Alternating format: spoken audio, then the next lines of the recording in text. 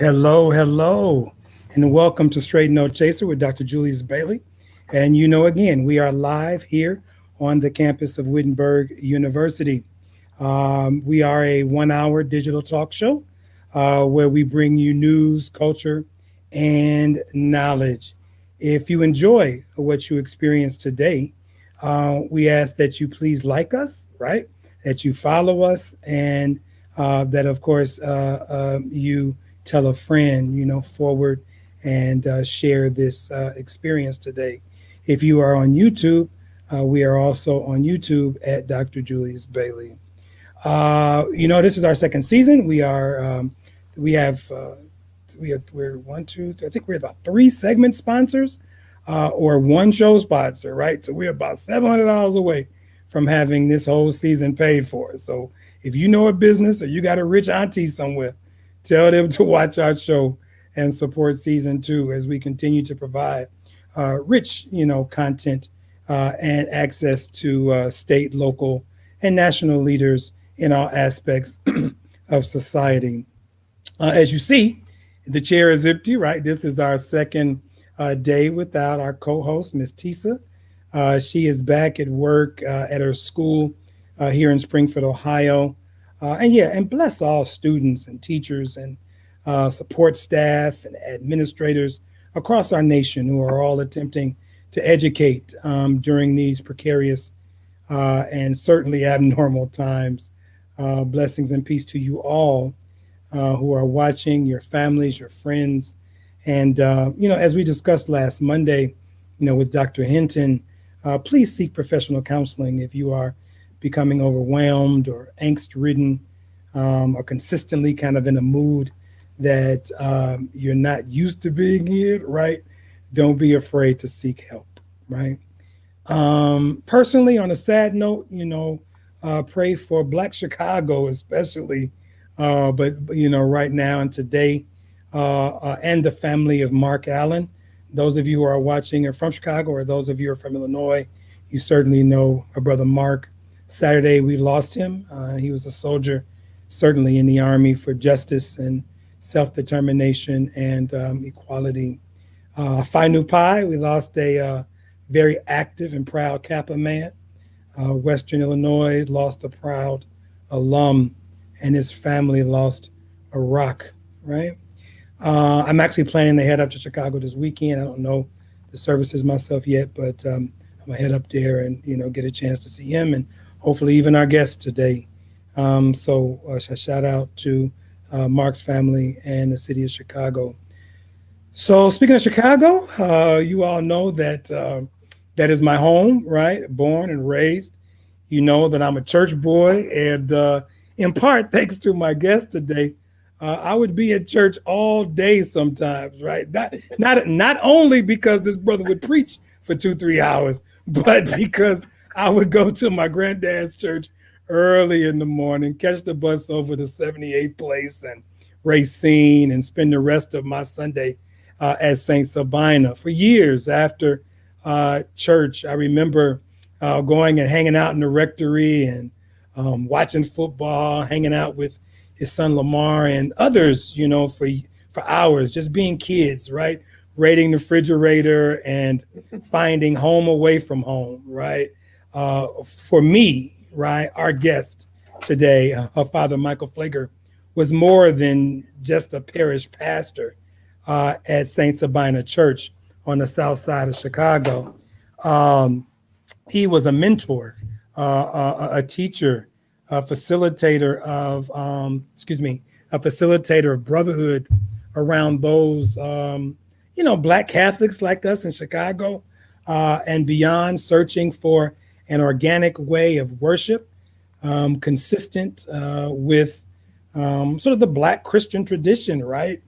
Before coming to Sabina, a lot of you who are watching might have known that I was at St. Jude Thaddeus in Chicago, where Pastor John Collins, God rest his soul, took a knucklehead boy like me and introduced me to Catholicism and its discipline. He trusted me, right? And he sort of led me as I became a head altar boy and And sort of and there at Saint Sabina, I mean there at Saint Thaddeus, he himself led a strong Black Catholic church, but the choir though, I can't even lie, the choir just didn't have that bounce, that it didn't have that bump, y'all Kojic folks say, right? It didn't have that bump, right? So when I heard Saint Sabina's choir, we Black seminarians, at Quigley, and we would search high and low across Chicago, right, for a combination of both preaching in our tradition, and many of us found it at places like St. Dorothy or at Holy Name of Mary with John Callicut, right, Holy Angels, right, with the late George Clements, and St. Agatha's, right, with our brother, and Michael Ivers, right? And God rest their souls. But no one, I mean, no one motivated us in Chicago as a teenager, as a preteen, like our guest today. Ladies and gentlemen, welcome to Straight No Chaser, the man who, if I were to die today, he would lead my funeral service. Father Michael Louis Pfleger from the great faith community of Saint Sabina in Chicago. Father Mike, I love you, man. How you doing? I love you, Dr. Bailey. It's good to see you, man. I'm so proud of you. Man, thank you so much. All that I am certainly has a lot to do with your tutelage, your mentorship, your opening of your doors, your opening of your heart to just not just to me, but to all of us seminarians and all of us young Catholics trying to find our way in Chicago, trying to find our way through Catholicism, trying to find our way, obviously as adolescents. And you certainly helped us through that process. So thank you, sir. Well, thank you, sir. You then and continue to give me hope and inspiration. So and keep me crazy. Well, for those who are watching again, we have a chat. We have a wonderful student that just showed up. I thank her for showing up to help me because I was sitting up here trying to do 3-4 things at the same time. So for those who are on right now, if you want to ask a question or talk to Father Pfleger or anything, just shoot it in the chat. And at some points, we will come back and look at the chat and maybe raise a question. So let's just get to it, Father. I remember, you telling me and telling everybody your Marquette Park story as a kid and your youth as your childhood at St. Thomas More Church and you seeing Martha King Jr. And that kind of changing your life. Can you kind of tell the audience how you become interested in social justice and the priesthood? Well, two things, Julius. I think first year freshman and sophomore high school, I had an experience for my summers I spent down on a Native American reservation in Oklahoma. And that was very, very, it was my exposure first to the Native American culture and to really understand firsthand the whole story of genocide and the birthing of our country. And then junior year high school, I had heard so much that summer about this man, Dr. Martin Luther King, who was coming to lead a march on open housing in the Marquette Park area in Chicago. So I asked my parents, because all this negative stuff I was hearing in my neighborhood about Dr. King. So I asked my mother one time, I said, what do you think about this man, Dr. King? And my mother only said, he's a good man. He's a good man. That's all she said. And the more I kept hearing and seeing about him and the news of his coming, I asked two of my friends to ride our bikes together because I knew if I asked my parents, they would say no.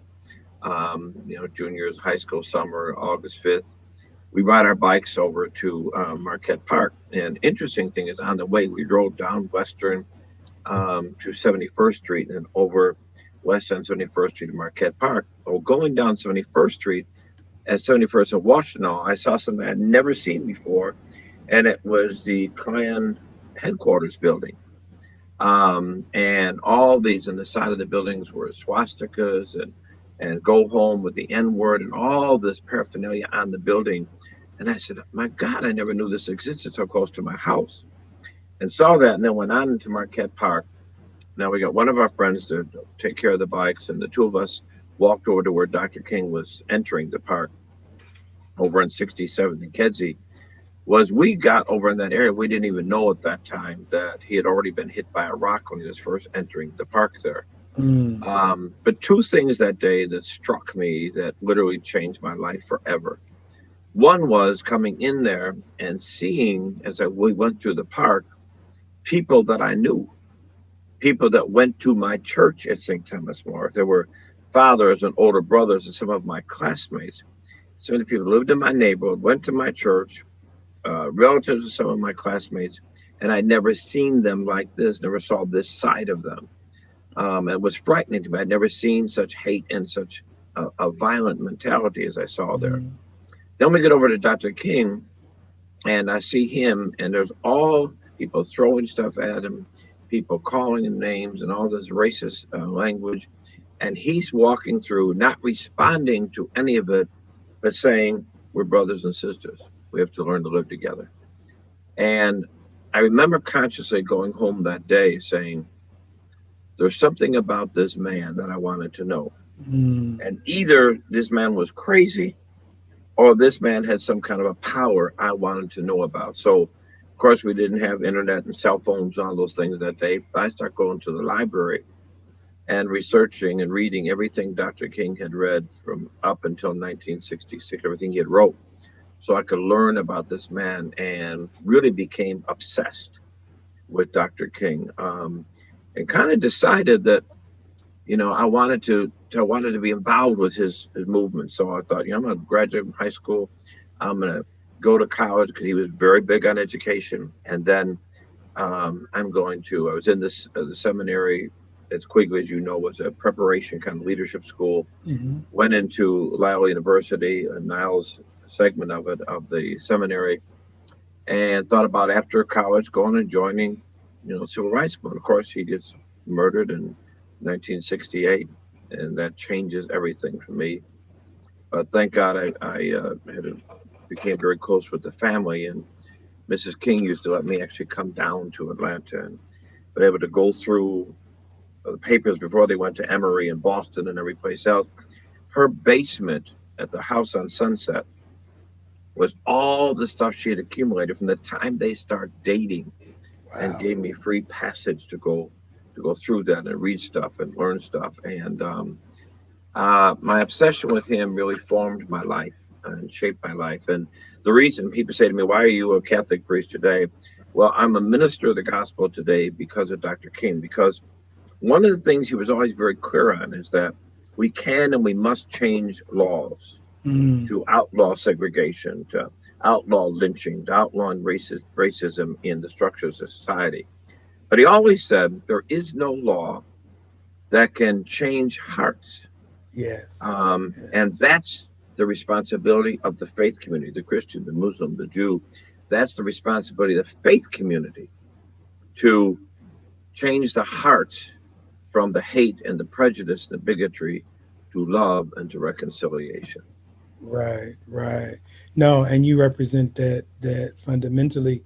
I mean, you've devoted what, like over 45 years now about that Saint Sabina? I've been Uh, here for 45 years. Came here in 1975 as an associate and became pastor in 81. right, right. And so, I mean, what has kept you like this long? Like, I mean, obviously, both first as an ordained priest, right? And I say that only because, like I said, I know Ivers and I know others who just said, you know what, I'm about to get married, I'm about to move on, right? But I mean, what kept you right in ministry? One, but then also, I mean, I know a little bit of this story, but tell the audience sort of what kept you at Saint Sabina, right? So many those of us who are Catholics who are watching this can kind of watch priests come and go. What kept you, or how have you been able to stay one a priest and then two at Saint Sabina so long? Well, I think first of all, as a priest, Julius, is the fact that I really felt that that was God's calling on me, to try to build a church that changed hearts, to try to Mm. build a church that kind of represented and sought to build the beloved community that Dr. King taught us so much about, to try to build a church that reflected what he was trying to do both at Dexter and at Ebenezer. Um, and that show that there's a different model of church where justice is not some attachment to a church or some committee or some organization, but recognizing, as Dr. King taught us, that justice is the DNA of the gospel. And you Mm. can't be a church, a synagogue, a mosque, and not be committed to justice. Um, and I think what made me stay here so long, I remember being here just a few years,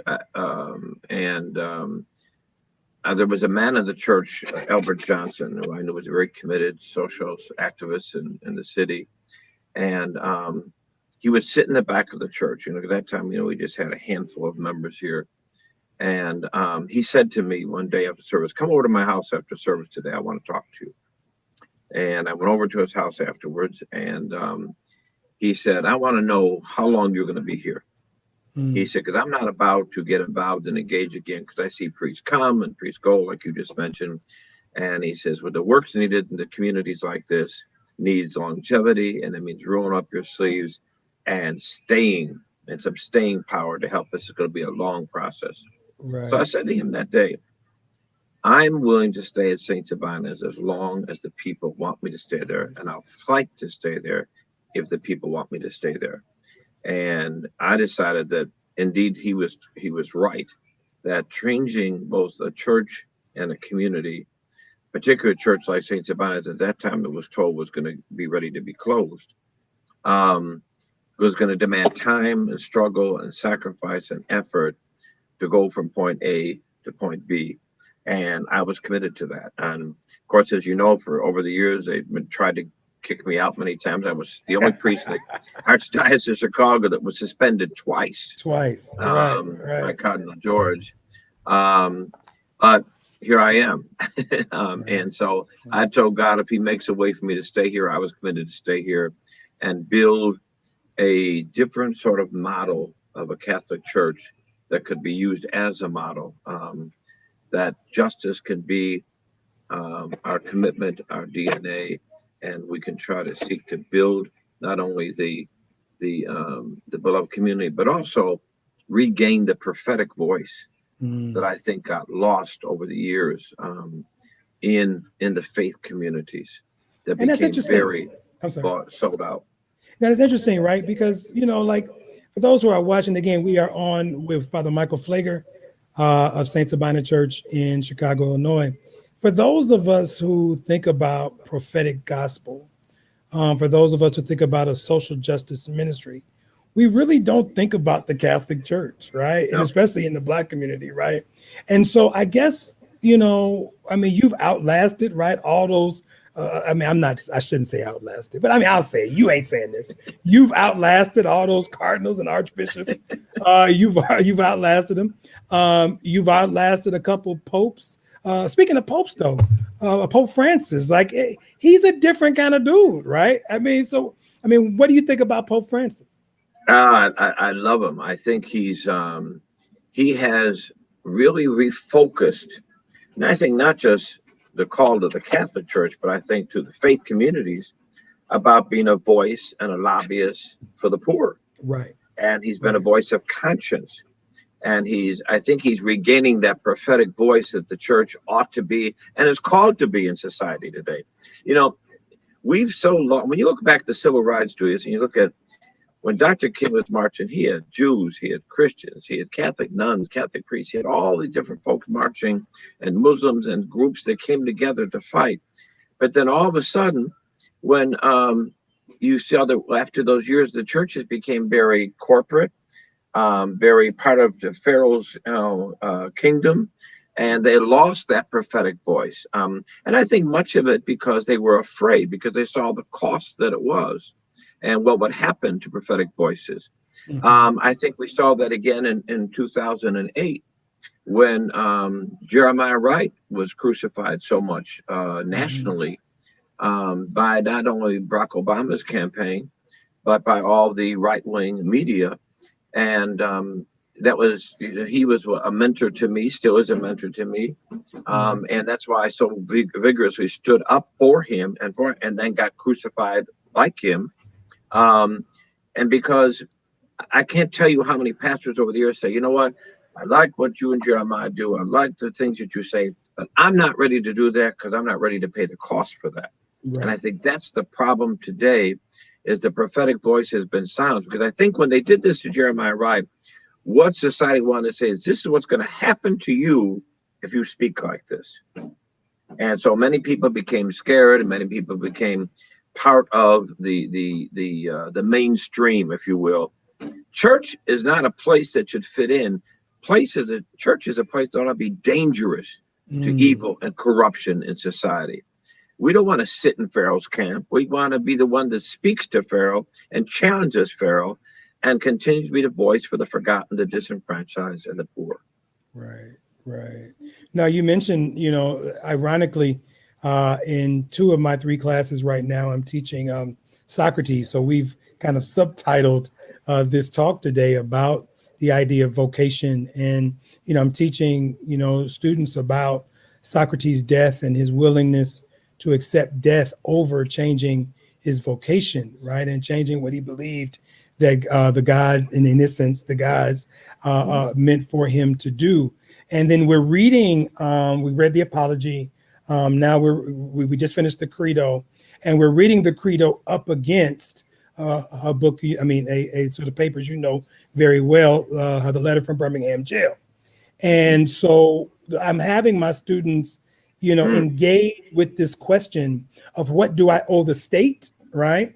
And what responsibilities do I have to sort of fight up against injustice? And so that's why it was so perfect that you agreed to come on the show on this day at this time, not just because of the nation and what's going on, but just personally for my students who I'm going to have watched this video back in class. I'm going to say, listen, when we talk about faith, justice, and vocation, and you talk about somebody like a Socrates, somebody now that you've met like a Michael Pfleger, who has been suspended from church and had to defend himself over and over and over again, both in the church and outside the church, right? As you just said, as King said in the letter, right, amongst ministers, right? Amongst right, your own exactly. ministers and everybody, right? And so I guess, I already know the answer to this, but if you can talk to students and fellow seminarians and just students at religious institutions about, just what do we have a duty to sort of challenge the state and the government, especially when it upholds injustice? I think that a duty and a responsibility to our calling. I mean, we become ordained ministers or imams or rabbis to serve a God whom we say we're committing our lives to. But unfortunately, that religion and faith has become so much attached to and part of the mainstream society, it has lost its identity. I say all the time that the churches today have suffered from, many people suffer from stolen identity. It's time to get our identity back. It's time to go back to understand who we're called to be and who we're called to serve. And doing that understands that if we are going to be faithful to the God who we say called us and who we're supposed to represent on the earth, then we have to become the voice that speaks prophetically to government, to state, and challenges them to live up to the ideals of service of people and making sure everybody is given the same access to equality, to equity, to the opportunity to achieve their purpose. Right. We can't keep in churches, synagogues, and mosques preaching about destiny and purpose, and everybody, God is a purpose for them, God's a destiny for them, and then not attack, challenge, and dismantle the systems Right. that are Right. keeping them from reaching the purpose and the destiny. The first time I looked at the book years ago, Without Sanctuary, um, I remember I couldn't even follow all the way through with the book. There was so much anger and so much hurt seeing this, as called in the song, strange fruit hanging from trees. Um, Months later, I went back to the book and I looked at it again, and I became equally as angry, not just at the men, women, and children hanging from trees, but of the folks that stood around the tree and stood watching the lynching that was taking place. Many times, having left church singing Amazing Grace, Right. Right. marching to the town square for the lynching. In the hanging from the cross and the crucifixion of Jesus, and one of the seven words is, Father, forgive them. And I used to always think that that was meant to address the soldiers that had nailed the nails, that had put the crown of thorns, that had done the beating. Until I realized what was that about, is right the next verse says, and the people were gathered around watching. Perhaps Jesus was saying, Father, forgive them, to those who were standing around watching, doing nothing. And just like the lynching tree, just like the crucifixion, I believe that is what the church has adopted as its posture today. It's standing around watching evil rise its head, standing around watching racism and prejudice and bigotry and injustice around this country continuing, just becoming a norm. And we're standing around watching and praying about it, and calling our people to pray about it, and forgetting the fact that we've been given the power to change that. Sodom and Gomorrah is not a story about evil. Sodom and Gomorrah is Abraham wrestling with God. If there's 50 righteous people, will you spare? God says yes. 40, 30, 20. If there's 10 righteous people, will you spare the land? And God says yes. And then the next chapter, we see Sodom and Gomorrah in ashes. Why? Because evil was so great? No, because God couldn't find 10 righteous people to stand up and fight the evil. And that's the problem today. We are seeing the destruction of this world and the evilness of this country that is standing on the throne of justice right now. We're seeing it because righteous people are afraid, forgotten, our calling, and not preached to and teach to in pulpits and churches and synagogues and mosques, that they are the ones responsible. The garden is in our hands. Yes. What are we doing with it? Who the great James Cleveland used to say, "Where is your faith?" Right? Yeah, Where is exactly. So we're going to watch a short clip. We have a couple questions also. So we'll actually a short clip. So for those who may not have seen you in the pulpit, we just want to kind of show a short clip of you in the pulpit and the beautiful church that you have that I call home as well. Let's watch this. So today, let me just say this. I am going to be calling with everybody I can speak to this week to say it is time for the people of faith to rise up.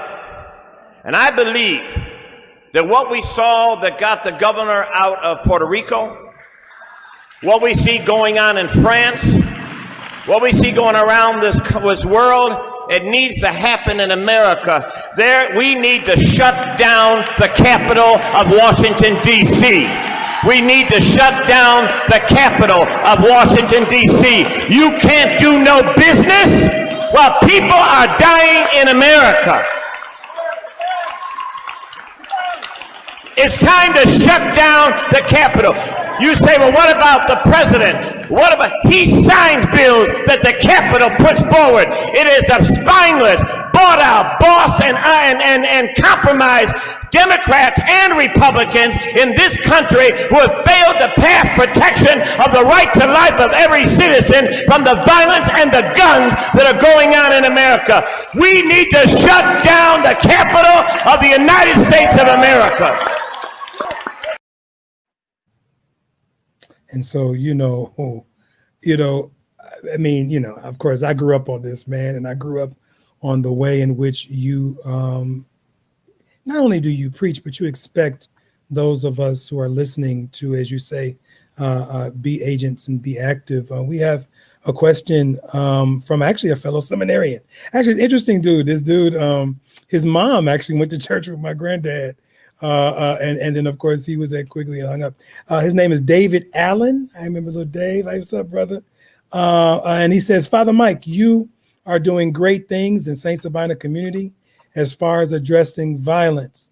But how can we as a community do more to reach youth and show them the positive way? To reach me? To reach, not you, but to reach youth. W-O-Y-O-U-T-H. Yeah, to reach you. So it's easy to reach you. That certainly isn't me.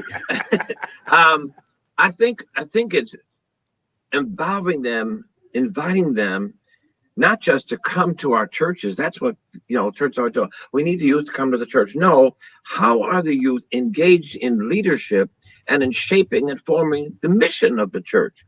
So we need to bring them into leadership, Bring them into the pulpit to speak. Bring them into to all your meetings of all your organizations, and then to make them strong, their voice heard strongly, so that they have a place in the church. It is so saddened to me, Julius, that when I used to go around the country when the Occupy movement was going on, now the same thing, the Black Lives Matter going on, and I would talk to young people in every city that I went to, and say, somewhere in the conversations I want to listen to them, say, how many in here ever came out of a church or synagogue or mosque? And probably 75 to 80% would raise their hand and say this. How many are involved in a church, synagogue, or mosque today? It'd be zero. And that used to pain me. I said, why? Because they said there's no place for us in the church. And the problem is that we have said we want youth to come in and be still, rather than saying, come in and guide, direct, help lead us, help form us, help shape us. And then we ought to be the place where we bridge the Joshua and the Moses generations, where they come together to form an army for the Lord. We have failed so, our young people, and failed so to bridge that age and youth gap with each other, that they've said, to hell with you. We're going to go out and do our thing. We don't need the church. Now, the danger of that is, I believe, that if the youth are not rooted in something deeper than their own convictions, knowledge, energy, and vision, they will give up, they will give out, or they will be bought out. And I think if we look at great movements, whether it was in India, or whether it was with Malcolm, or whether it was Elijah, or whether it was King, all those movements were rooted in faith, knowing there's something bigger than me that I'm tapping into. If not, this system of government is entrenched in itself. People say, well, you know, the system is broken. It's not broken. It's doing exactly what it was called to do. And so if we're going to come in and take this on and survive it and dismantle it and rechange it, then it's going to demand us understanding that there's something bigger. I don't have the strength and the wisdom to do this myself, but in God, I can do all things. And as long as we continue to have that strong, then we understand, we know the end of the book of the Torah, the Quran, and the Bible, and understanding that justice wins, love wins, peace wins. But we have to understand then also, in this microwave world in which we live, we want to see everything right now, that this is a marathon race. We each, in generation after generation, pick up the baton, take it further, and give it to the next group. And we should be passing that baton on to the youth right now, but understanding you may not see it now. And that's contrary to this great Western mentality right now. Right. That you plant the tree that somebody else is going to sit under. You plant the tree that somebody else is going to eat the fruit from. But Dr. King told us, I've seen it. I may not get there, but we're going to get there. And we have to have that kind of sacrificial vision and mentality that I'm going to do what I do. I fight for peace in our streets every single day, not because I'm going to see peace in my lifetime, but I carry the baton in my time so that someday I know a child's going to go to school, be able to go to the park, be able to sit in his porch or her porch and walk down the street and not be afraid of a gun. Right. I know that's going to happen if we do our part. And that's one thing you've been, sort of very, very much on the forefront of, is not being afraid of young people, right? I mean, I talk to pastors all over the country as well. And, I'm always engaging them in terms of, you can't preach a gospel of courage, a gospel of be not afraid of anything, a gospel of God will provide, and yet you're afraid of the very people in your neighborhoods, right? It just makes no sense, right? And so I know that and I just want to kind of mention this because I know one of the things of the myriad of programs and activities that you have, one of the things that I always tell people to look up when it comes to you is your work with gangs and your work bringing gangs together. Can you just give us a brief idea of sort of how you began to sort of have conversations with gangs and bringing them in and bringing them to the church or bringing them to the rectory and bringing them to the gym and being active even amongst your children? Well, I think that one of the things we have to realize is you have to begin to teach again from the pulpit is that we want to identify gangs as kind of demonizing them, whether it's just the lepers of Right. today off in our on our corners or in our communities. No, these are our sons. These are our brothers. These are our nephews. These are our grandchildren. So we don't demonize them and push them away. We accept them as part of our family. And then how do we love them? How do we care for them? How do we reach out to them and help them know their value and the jewel, the gift they are, the possibilities, the potentials? How do we give them the love that they're seeking in other places? Right. And how do we then bring them in? A number of years ago, I remember we were out on one of our Friday night walks and we're talking to a bunch of young brothers over in one particular area that was called the Kittle Ward. And talked to them. I said, what if we brought all the at that time there were four major organizations in the community, the BDs, the GDs, the Ward, and the Moles, the Stones. I said, how would we bring them all together for a basketball game? And they said, oh, right away, somebody's going to get killed. Somebody's going to get shot up. No, we can't do that. And with us walking that night was a former basketball player who many know, Isaiah Thomas. And Isaiah said, man, I love that. I'm in. And these guys come out, so you in? Well, we can be in too. And so then we start talking about how we can put this together. So we start talking to the different groups. And at the same time, I had Joakim Noah, who was at the Bulls at the time, and he reached out and he says, hey, I want to help. I don't know a thing about bounds, a thing about gangs. My dad was a tennis player. I'm totally removed, but I want to help in some way. Then we reached out to like Derek Rose and reached out to Jabari Parker and other folks who were in the Chicago area, came out of Chicago, and they all said they want to be in. We reached out to Jim Capers, Bullet, and one of the refs, and Danny Crawford was the head of the refs of the NBA refs at the time. Said, hey, could you join us? They said, we'd love to. And so we worked on this. Now, here's the crazy thing. I had all sorts of different churches, organizations. The city was going to send out the health van, and all this going to take place the day of this tournament. 2 weeks before, a brother gets killed like 4 blocks from here. It's a gang battle back and forth, and the whole neighborhood is tense. Everybody start calling me backing out. Everybody's, no, I can't do it. I can't do it. I can't do it. I'll be out of the city, backed out. Police department, everybody backed out. So I just really prayed about it and believed we were supposed to still go forward with it. And I reached out to a good friend of mine, Mr. Louis Farcon. I said, hey, brother, I need your help. Because of the tension right now, I don't want anybody bringing guns in the gym. So I'd like to get your brothers from the nation to come. You know, Christians, we don't know a damn thing about patting people down and taking with guns. You know, we want to pray over them and put a holy cloth on them. And right. He said, gotcha. So he sent over about 35 of his brothers. Our men took the inside of the gym. They took the doors. Everybody got patted. Everybody got patted. I got patted. The NBA players got, the reps, everybody got patted. So we treated everybody equally. And the interesting thing of it was we had that day packed in the gym. At 2,000 folks, packed chairs that were sitting on the floor, had the games, the championship.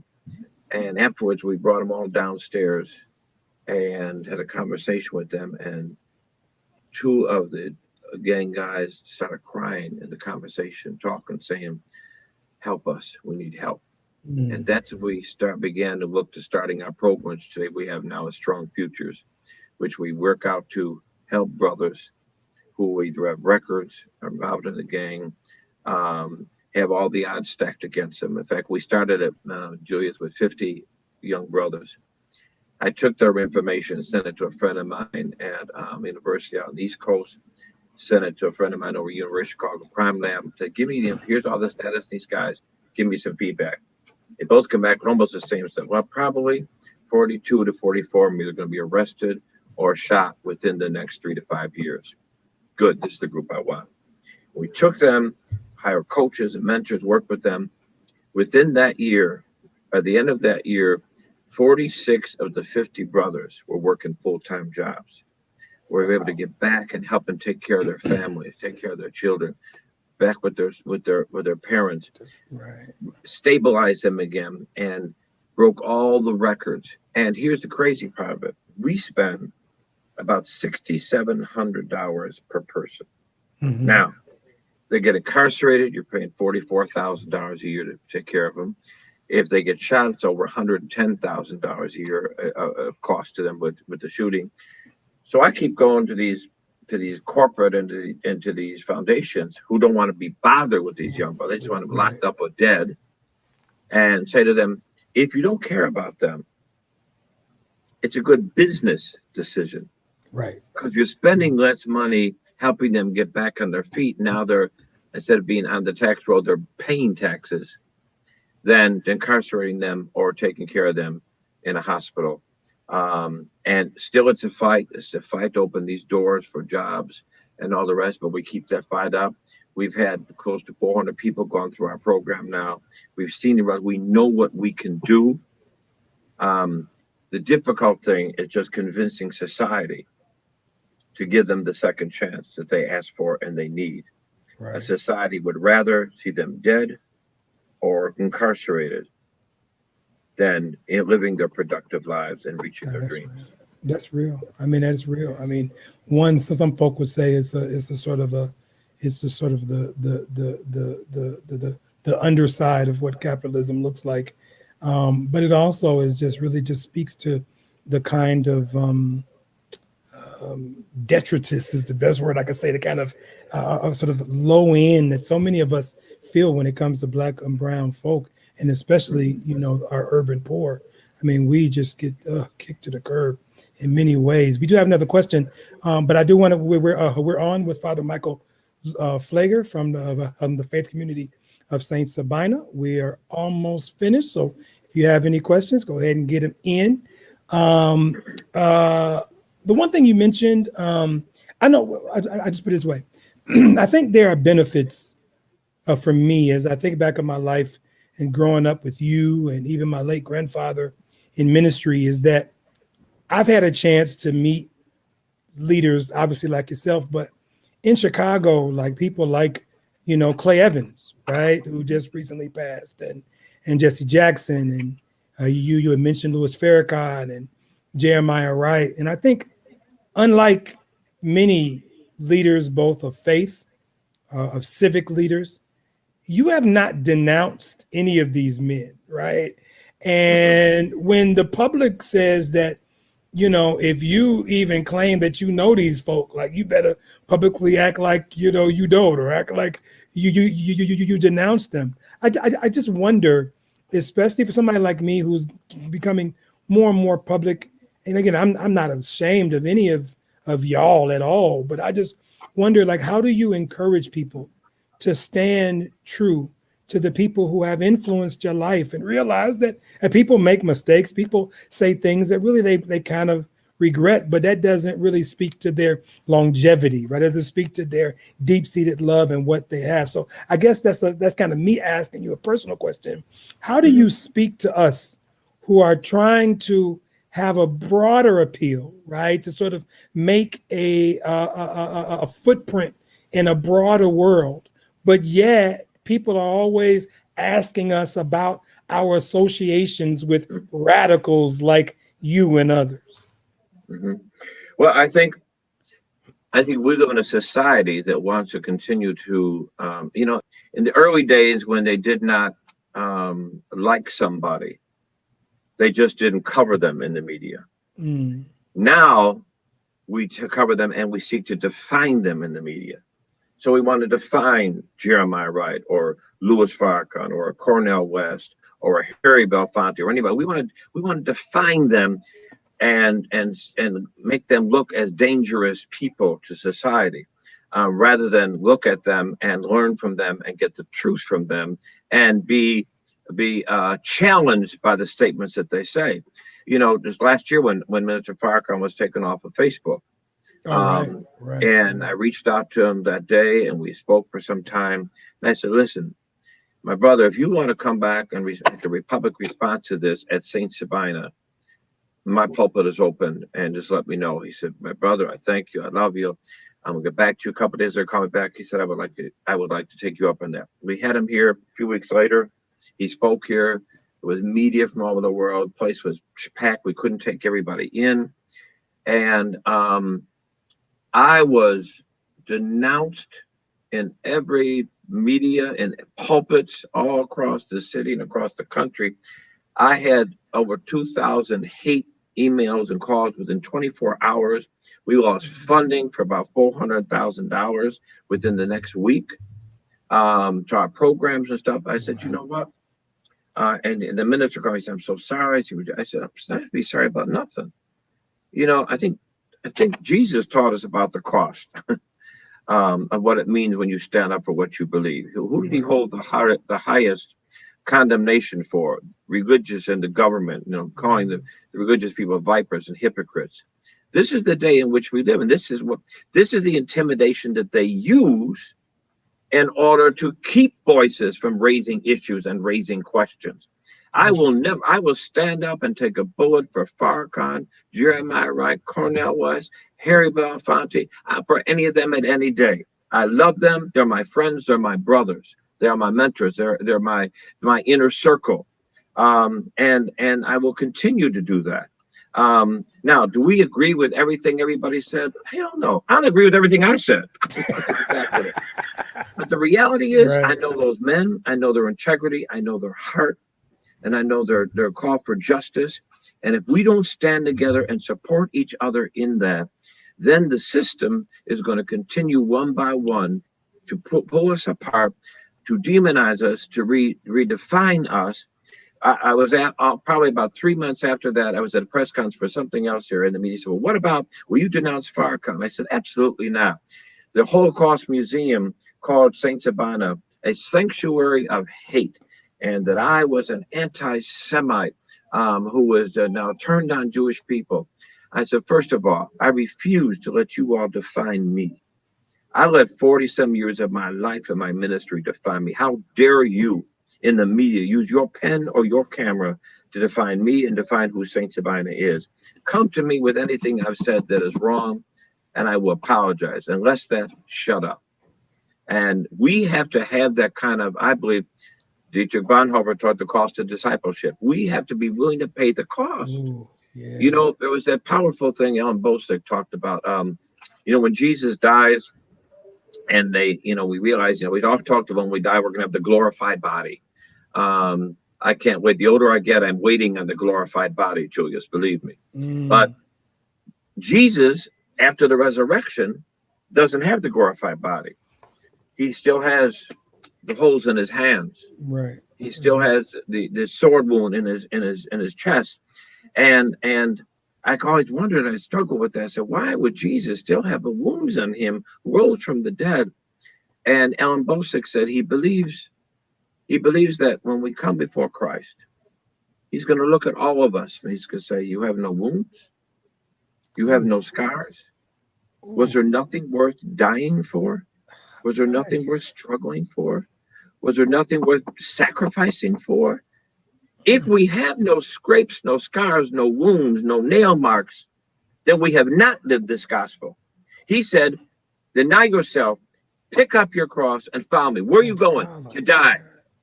The Christian walk is to die to self, so as we can rise up and be a witness of Jesus in the world. But unless we're willing to pay that price, unless we're willing to be sacrificial, then we should get out of the business of church. Oh, man. I mean, and I can't get that across. It's hard to get across in the classroom without preaching it, right? But it's like, that's the question that Socrates wants to know. That's the question that Jesus wants to know. I mean, are you willing to die for this stuff, right? Yeah. I mean, clearly there's a way to get out of it. You know, there's a way to get out of it. Stop preaching, right? Go do this. Go join a club. I mean, there's a way to do it. But if you're truly called to do what you do, then how do you do anything else, right? I mean, that's what you're saying, right? And that's what you've always taught. That's what I know frustrates you at day and night about people who are men and women of the gospel. You're like me, and I learned this from you. You don't question their call. You just wonder, you might, you know, how faithful are you, brother? Right? How faithful are you, sister? Exactly. You know and Julius, that's why I say all the time, the greatest,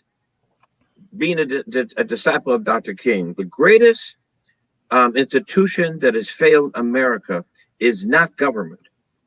It's not corporate. it's not educational. They've all failed America. But the greatest institution that has failed America is the faith community, because we have become so mainstream that racists and bigots and supremacists and Klansmen can sit in the pews of churches, synagogues, and mosques and feel comfortable. Yeah. Shame on us. Yeah, no, that's real. So I have one question from the audience here, and then we'll wrap up. So you've mentioned, obviously, you've mentioned Harry Belafonte. I know how much he means to you. I know, Cornel West and obviously the ones we've mentioned. But the question is, are there any historical figures, those who have passed away, who you admire? I'm obviously King, but other than those, are there any other figures that you admire and that maybe you would tell the audience you might want to take a look at?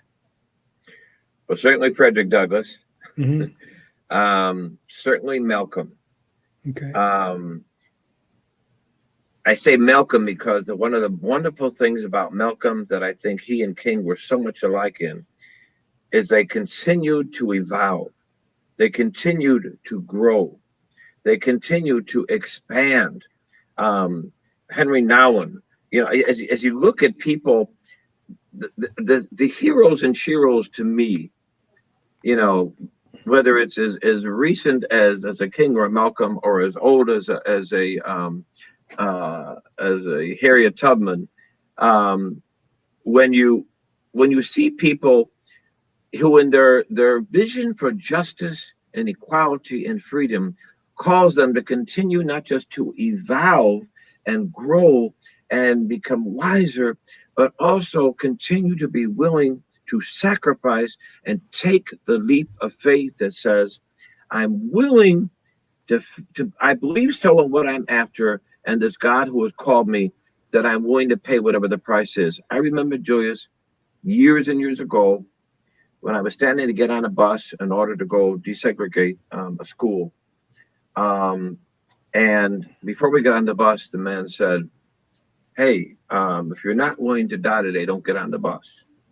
And my first initial thought was, is there another bus?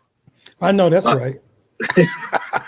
But my pride wasn't going to let me tell him I didn't want to get on that bus. But it caused me then, and I thank God for that question, to over and over again in my life, when I've been threatened, or when my life has been threatened, when billboard companies were coming after me, when the alcohol and tobacco come, when the NRA has come after me, and the threats are coming to the church and coming to my life, to say, are you willing to die for this? Right. And I think that's a question we have to ask ourselves over and over again. This Torah or this Quran or this Bible, am I willing to die for this? If not, then I'm not living for it. Right. And we have to come to that fundamental question where we wrestle with that in our life. And until we get beyond what Dr. King said, I'm no longer afraid of death. Right. And when you get to that point, you are so free. You are so free to live and not wonder. People can say, after you got suspended, I got suspended the first time in the church. Maybe you should kind of train yourself a little bit. Maybe you should calm down a little bit and get a little quiet a bit, because you're going to end up getting kicked out of this church if not. And then you can do no good if you keep out. So you start to water yourself down to fit in. And I said, no, I'm not here because the Ricardo relented after that first suspension. I'm here because God said, I'm going to keep you where I put you. Right. And until we trust that God, we keep saying we trust God, but then we watch to see what man and woman are going to do. No, either we trust God or we don't. We put all the cards on the table. And if God calls you to something, do it and trust him. You can't keep preaching trust or faith or courage from the pulpits and you don't live it at all. And people watch that to see if it's for real. If it's for real. I mean, that's the perfect way to end this conversation. I mean, Cornel West and I argue about Albert Camus, and something you just said, and Camus said in Each Person Gives Their Life Meaning, he said, an excellent reason for living is also an excellent reason for dying. And I think that is exactly what you're saying about this gospel, what you're saying about the Torah, that's what you're saying about the Quran, is that those who truly believe that these are our devices, our sort of prescripts to live, that Yes. means you need to sort of die by what it's saying and die and be willing to take that ultimate sacrifice. And so, on behalf of all the seminarians that I know that are in the room, it was just good to see a lot of our old United Black seminarians from Quigley who still, South. Q South representing, we're still here. We're still doing great things. And we just all appreciate you and all the years that you have shown. Obviously, there are so many sons that you have around the world. And I'm just grateful to be able to know that you love me and that you loved me in times when I wasn't acting right. You know what I'm saying? And you love me through all of this. And so I thank you. I'm sorry. I just thank you, Julius. I'm gonna tell you, you are. So many times I tell people about you and about your story, and I just am so proud of you. Not just what you become, it's who you become. That you have remained consistent in your character and your integrity through all these years, and I thank you for that because, anybody can be a pop-up Christian or a pop-up activist. We have a lot of those in the world. But it's consistency that says this is truly who he or she is, and they remain like that in good times and in bad times. And you have been that. I thank God. You're great hope to me, and so proud of you, brother. Much love. Thank you, and thank you for being on our show. Thank you very much. Thank you, sir. Opportunity to share with one of the greatest men of history. When the history books are written, and especially history of religious traditions, there'll be many folk in it, right? And there's going to be many people who have impacted your life. But, when you say the name Michael Pfleger across the country, across the world, like people either they're excited about him or they just like, oh my, but no one's lukewarm because that is the impact that he's made. And I just don't understand. That's why we call this thing Straight No Chaser, because really, I just don't understand. Whatever you do, whatever your vocation, your avocation is, whatever your job is, whatever your role is, how do you do it just for likes? How do you do it just to be accepted? Right? Because if too many people accept you, you're not doing something right. Right? You have to be able to upset some folk, to disturb some folk who are too comfortable. And the love of God in you should also comfort those who are disturbed. Listen, I've put in front of you on this show folk who have impacted my life, because I don't know what day is going to be my last, right? But to hear Pfleger just say that he's proud of me when I'm so proud of him, like it touches me, because I try so hard to touch the lives of my students, to touch the lives of those in the community, to sort of elevate and raise the level of consciousness, but more so of love. And if y'all don't love enough, if y'all don't care enough, then our work is in vain. Our ministry is in vain. As the Clark sisters say, even our living might be in vain. And so hopefully, if you've been here for this last hour, even minutes of it, I'm going to shut up here at about 30 seconds. You can go back and rewind and get all the jewels that was given by this man who's lived 70-something years. I don't even know how old he is. He looked like he's 30 still. Looked the same way he looked when I was a teenager and he was driving his black Trans Am. Looked the same way. I don't have a drink to that, but for this orange juice, for you all who consistently trust me to bring you news, information, people that can impact your life, thank you. Thank you for coming today.